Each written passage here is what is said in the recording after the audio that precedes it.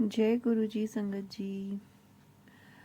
ये मेरा दूसरा सत्संग है मेरे ही चैनल पर और गुरु जी की कृपा हुई तो मैं इस पे अपने ही सारे सत्संग मैं इस चैनल पे शेयर करती रहूँगी और जहाँ तक भी ये पहुँचने होंगे वो गुरु जी खुद से पहुँचा देंगे, ऐसा मेरा मानना है। तो मैं आज का अपना सत्संग शेयर करती हूँ। अभी कुछ टाइम पहले ही मार्च के लास्ट में 28 मार्च को मैं बड़े मंदिर गुरुजी के गई थी। मैं संगत जी दिल्ली में नहीं रहती हूँ। मैं दिल्ली से बहुत दूर उत्तराखंड के एक शहर में रहती हूँ और वहाँ पे जाके क्योंकि मैं कुछ बहुत ज़्यादा परेशान थी और यूट्यूब पे सडनली एक मैसेज पॉपअप होता है कि बड़े मंदिर आ जा। तो मैंने फिर गुरुजी से सुना था, मैंने सब संगत जी के किसी के सत्संग में कि आपको कुछ पूछना हो तो गुरुजी के आगे पर्ची डाल के आप अपना पूछ सकते हो। तो मैंने जब गुरुजी से पूछा कि गुरुजी बड़े मंदिर अकेले आना है या परिवार के साथ, तो गुरुजी का मुझे मैसेज आया कि अकेले आना है। फिर संगत जी गुरुजी ने जैसे कहा था तो मैं अकेले ही दिल्ली के लिए निकल गई और बड़े मंदिर मैंने दर्शन किए। उसके बाद मैं क्योंकि वहाँ से वृंदावन पास पड़ता है तो मैं वृंदावन चली गई, क्योंकि मैं कृष्ण जी में, कान्हा जी में मैं बहुत मेरी आस्था है और मेरे घर में एक छोटे से लड्डू गोपाल जी भी हैं तो मैं उनकी भी सेवा करती हूँ। तो मैं वहाँ से वृंदावन के लिए निकल गई।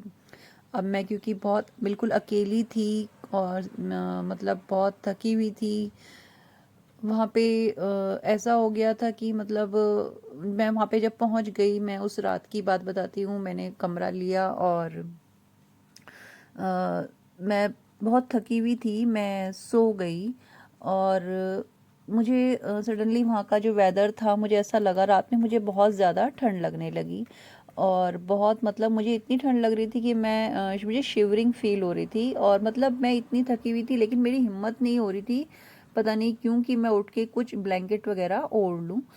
और मैं अकेली थी और मतलब सोते सोते कच्ची सी नींद थी, अच्छे से सो नहीं पा रही थी, उठ भी नहीं पा रही थी। उस वक्त मुझे एहसास हुआ, एक हल्का सा मुझे विज़न ऐसा आया कि जैसे ऊपर मेरे ऊपर, बहुत ऊपर एक बहुत बड़ा सा ब्लैंकेट है जो मुझ तक बाहर की जो ठंड है वो पहुंचने नहीं दे रहा है। और थोड़ी देर बाद मैं सो गई, डीप गहरी नींद में मैं सो गई, जैसे मुझे उसकी वार्मथ फील हुई, गर्माहट, और मुझे नींद आ गई। सुबह जब मेरी आंख खुली तो मुझे सडनली ये वाला इंसिडेंट याद आया कि रात में मुझे ऐसा लगा, जबकि मैं जब सुबह उठी तो मैंने कुछ भी ओढ़ा हुआ नहीं था। फिर मुझे समझ में आया कि ये गुरुजी ही थे जिन्होंने मेरा इतना ख्याल रखा कि ये अकेली है और उन्होंने मतलब मुझे एक पिता की तरह की मेरी ज़रूरतों का बाहर भी ऐसे ही ध्यान रखा, और इसके लिए मैं गुरुजी का बहुत बहुत बहुत शुक्राना करती हूँ।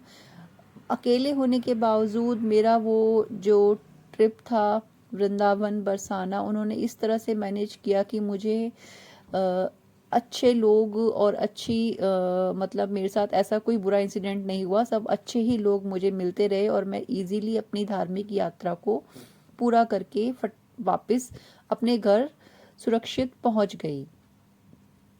ये सिर्फ गुरुजी ही कर सकते हैं, क्योंकि संगत जी मैं अपने बारे में बताऊं तो मैं कभी घर से अकेली निकलती नहीं हूं और उस वक्त ऐसा हो गया था, मेरा माइंड बहुत ज़्यादा डिस्टर्ब था। तो गुरुजी के ही आदेश पर मैंने और ये किया था, और कुछ माइंड डिस्टर्ब भी था तो पर गुरुजी ने मेरा बहुत ध्यान रखा, उन्होंने मुझे बहुत ब्लेस किया, बहुत उन्होंने मेरे को प्रोटेक्ट रखा और ऐसा कोई भी अप्रिय इंसिडेंट मेरे साथ बाहर जाके अकेले रह के नहीं हुआ। थैंक यू गुरुजी, शुक्राना गुरुजी, बहुत बहुत बहुत शुक्राना, बहुत बहुत बहुत थैंक यू मेरे गुरुपा, आपका बहुत बहुत थैंक यू। एंड उसके बाद जब मैं घर वापस लौट आई तो मुझे ध्यान आया कि जाने से पहले मुझे गुरुजी का एक और मैसेज यूट्यूब पे पॉपअप हुआ था कि पुत्र मैं तुझे 3 धार्मिक यात्रा ब्लेस कर रहा हूँ। और तब मुझे रियलाइज़ हुआ कि हाँ, मैं अनप्लान गई थी दिल्ली बड़े मंदिर, लेकिन सडनली वहाँ से मेरा प्लान बन गया कि मैं वृंदावन चली गई और वृंदावन से मैं सीधे वहाँ बरसाना होके आई। तो ये 3 धार्मिक यात्रा गुरुजी ने मुझे प्लान करी थी। Thank you Guruji, thank you so much मुझे ये 3 धार्मिक यात्रा ब्लेस करने के लिए।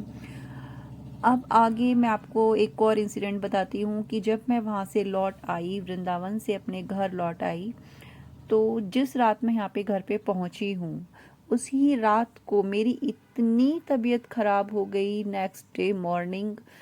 मतलब मैं मेरे को इतने ज़्यादा लूज़ मोशन और मतलब इतना मेरी हालत इतनी ज़्यादा ख़राब हो गई थी संगत जी की मुझे हॉस्पिटल में एडमिट करना पड़ा। और वहाँ पे डॉक्टर्स ने एकदम से ट्रीटमेंट मुझे जो दिया, उन्होंने मुझे ड्रिप्स चढ़ाए जो चढ़ाए जाते हैं, लेकिन वो जो ड्रिप मुझे चढ़ाए गए वो मुझे रिएक्शन कर गए।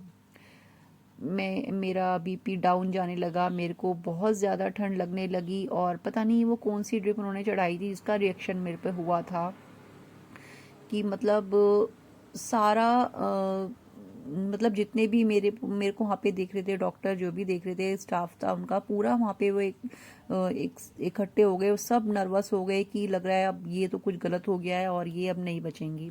मतलब इतना ज़्यादा वहाँ पे एकदम से ही क्योस हो गया। और मुझे भी नहीं पता था, मेरे हस्बैंड जो साथ में थे उन्हें भी वो भी बहुत परेशान हो गए कि सडनली ये क्या हो गया है, एकदम से लगा था बस अब तो ख़त्म हो गया है। मुझे भी उस पल में यही लगा, लेकिन फिर गुरुजी का चमत्कार मेरी लाइफ में दोबारा हुआ और उन्होंने मुझे ज़िंदगी ब्लेस करी।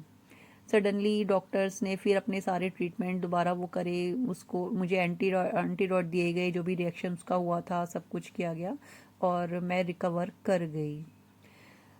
जब मुझे होश आया तब मुझे डॉक्टर जब देखने आए दोबारा, तब उन्होंने मुझे बताया कि तुम तो मरते मरते बच गई, कोई चमत्कार ही हुआ था और नेचुरली गुरुजी के सिवा ये चमत्कार कोई और कर भी नहीं सकता।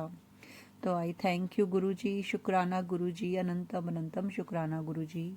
और तब मुझे हॉस्पिटल में लेटे लेटे याद आया कि वृंदावन के ही टूर के दौरान जब मैं एक दिन यूट्यूब देख रही थी तो मुझे मैसेज मिला था गुरुजी का कि पुत्र तू घबराना नहीं, मैं हर पल तेरे नाल हाँ।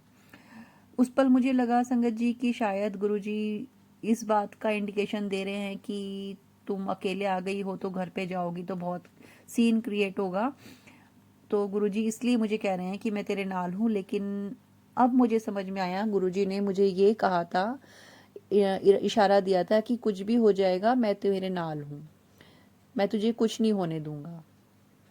तो थैंक यू गुरुजी, शुक्राना शुक्राना, बहुत बहुत शुक्राना, बहुत बहुत थैंक यू। ये ज़िंदगी आपकी दी हुई है, ये मेरा सांसें, ये खुशियाँ जो भी मुझे मिल रही हैं, जो घर में शांति स्थापित हुई है, ये सब आप ही की दी हुई है। वरना मेरे घर में तो इतना कलेश मचा रहता था संगत जी की बैठना भी दुश्वार था। मतलब बच्चे अलग आपस में बात करने को राजी नहीं हैं, हस्बैंड मेरे जो अंकल जी हैं हस्बैंड हैं वो अलग, हर टाइम एंगर मोड में रहना और हर टाइम मतलब बहुत कुछ था जो मैं धीरे धीरे शेयर करूँगी। लेकिन अब जब से गुरुजी की कृपा हुई है घर में बहुत शांति है, बहुत शांति है और ये सब का कारण सिर्फ गुरुजी हैं। तो thank you Guruji, thank you thank you thank you so much, thank you so much संगत जी। गुरुजी का मंत्र जाप, उनका जल प्रसाद बहुत बहुत कीमती है और ये एक ऐसा आशीर्वाद है जो किस्मत वालों को ही मिलता है। तो इसकी वैल्यू को समझें और इसका सदुपयोग करें। जय गुरु जी, जय गुरु जी संगत जी।